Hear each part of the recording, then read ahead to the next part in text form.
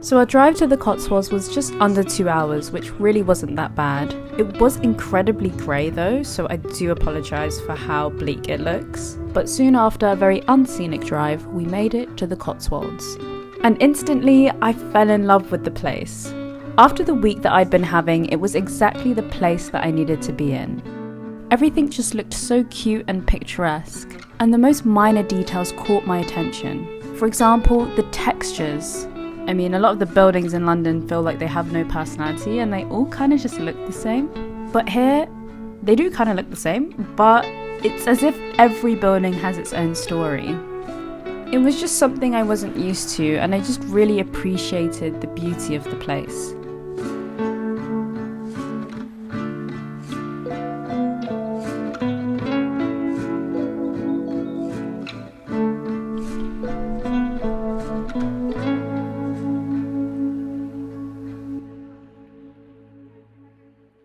So let me give you a tour of the cottage that we're staying in. It's like the cutest place I've ever been to. As you entered the cottage, you were greeted by this beautiful kitchen. Everything about it was just so cute.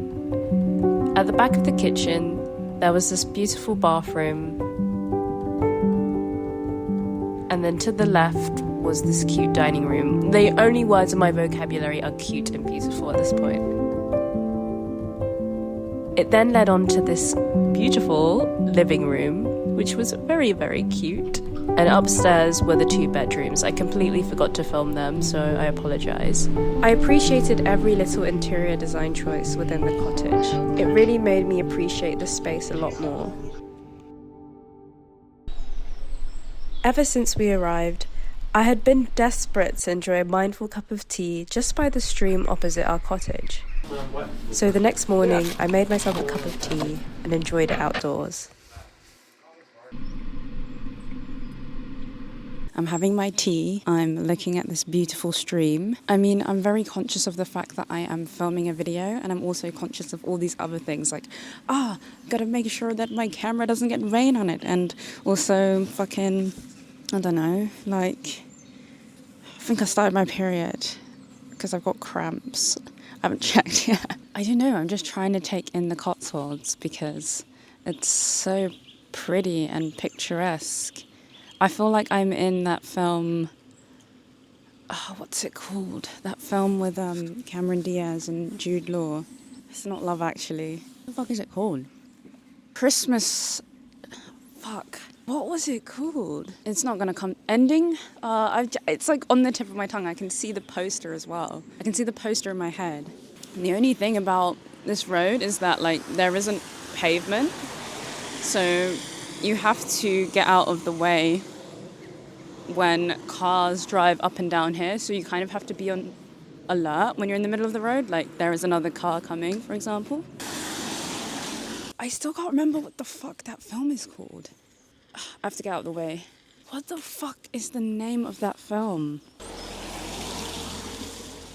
Yeah, so yesterday at night, I got really homesick, and I don't know why. I just suddenly missed, of all the places to miss in London, I fucking missed Soho. No, Covent Garden. What the fuck? Like every time I go there, I'm like, I fucking hate this place. I fucking hate everyone here. I hate myself for coming here. Like, why did I come here?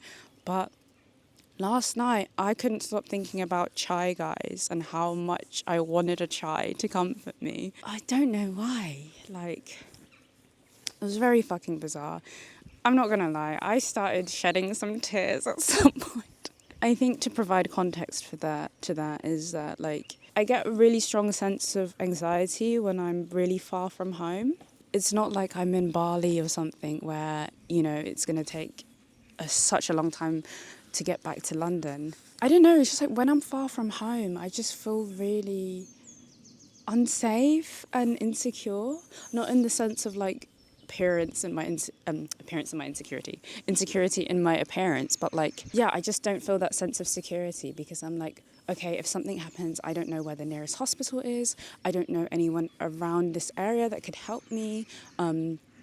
I don't know if the people in this area are gonna like me because of the shade of my skin, you know, like just like certain anxieties start to play on my mind.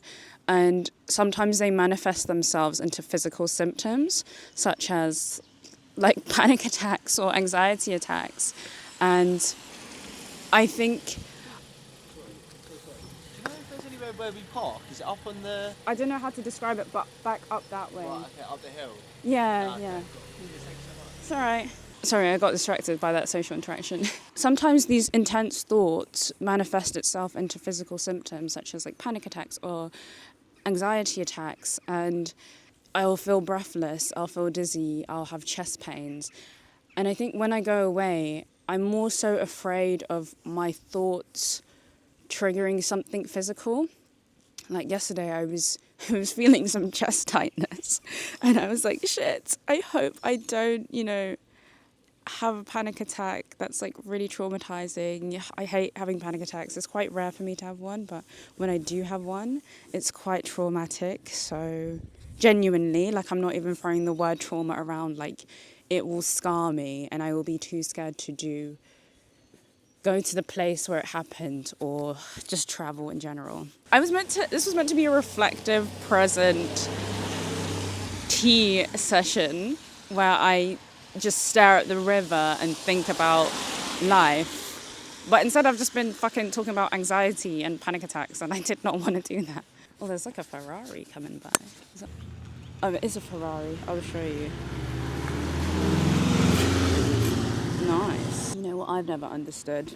I've never understood those people that go like central London or Knightsbridge and take pictures in front of fancy cars and pose with it as if it's their car.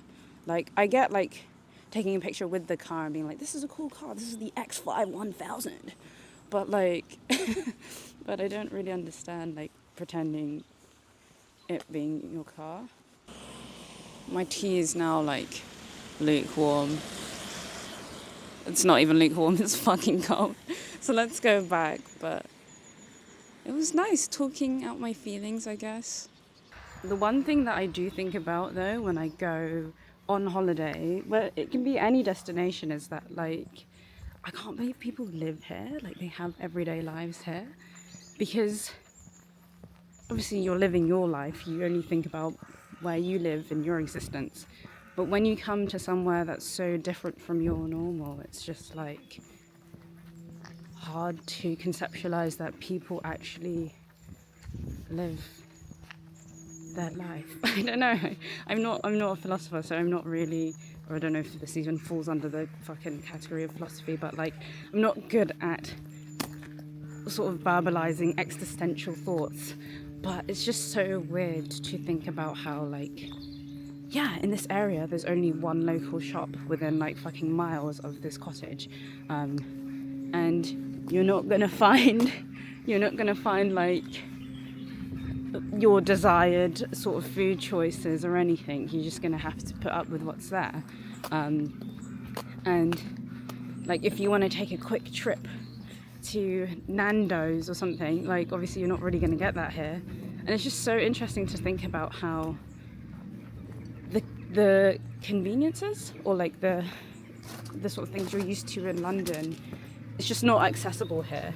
Like as I said, like, oh, if you pooed yourself and you need to get specific trousers from Uniqlo, like you ain't getting that here. Like you have to go, I don't know what they have, like Farmer Todd's trousers. I don't fucking know. Anyway, let's go into the cottage and eat. After my tea, I enjoyed my breakfast in this beautiful dining room.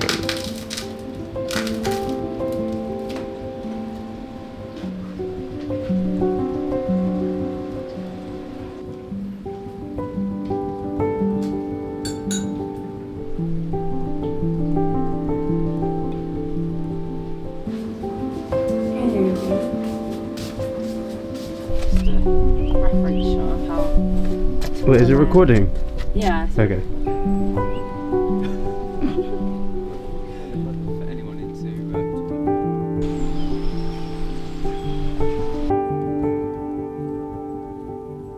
So So we're out in the countryside, having our little countryside walk.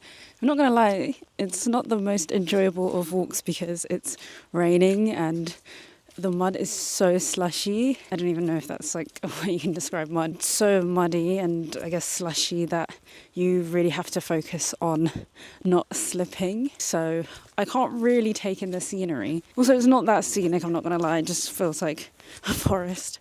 It's still nice to get out and breathe in the countryside air, the non-polluted air. Also, I remembered we have to walk back to get to the cottage, so I'm not really looking forward to that.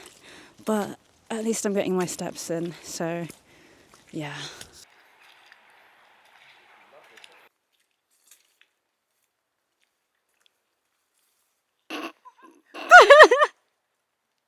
Wait, let me film you, just in case you fall. I'm not gonna fall. If I fall, I'm breaking my fist. Yeah, this is literally like an assault course. Yeah, guys, where's the views? I was waiting for some scenic views. It's just been pure mud. There's a view. Oh my god. Of like some sheep in the fucking distance. Oh, is that a donkey actually? Where? Yeah, look, it's a little donkey over there. So we're taking a little pit stop, taking some photos, because apparently we've reached the scenic bit. This. I don't know if I'm being a hater or if I'm just like, if this is genuinely not impressive, but it is what it is.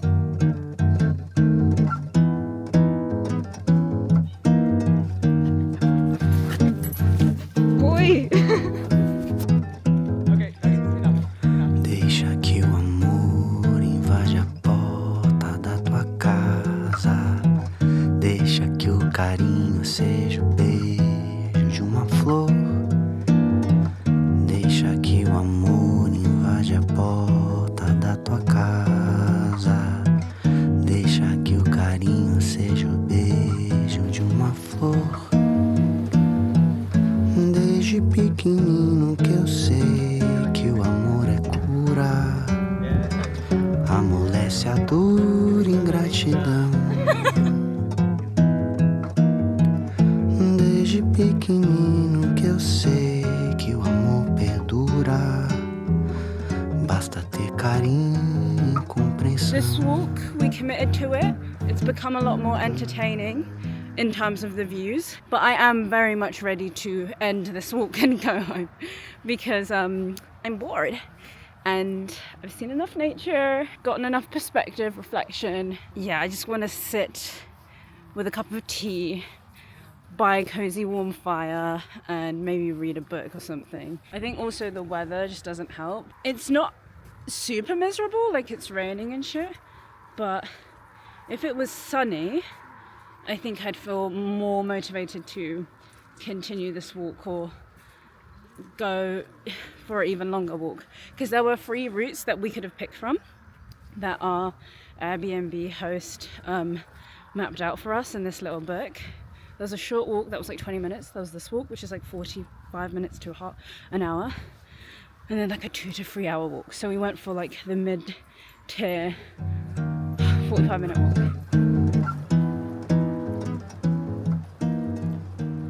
We are done with this walk. We're only like an hour in, which is like halfway. We're an hour and a half in, at least. Yeah, somehow my phone is telling me I've done 5,000 steps, which I do not believe. But yeah, we were so tempted to go. We're getting an Uber back to the cottage because The M&S is £17 to get to. And then Wait, no, £17 back. wait, we have not given any context. We wanted to go M&S because it's a 10-minute drive. And we're hungry.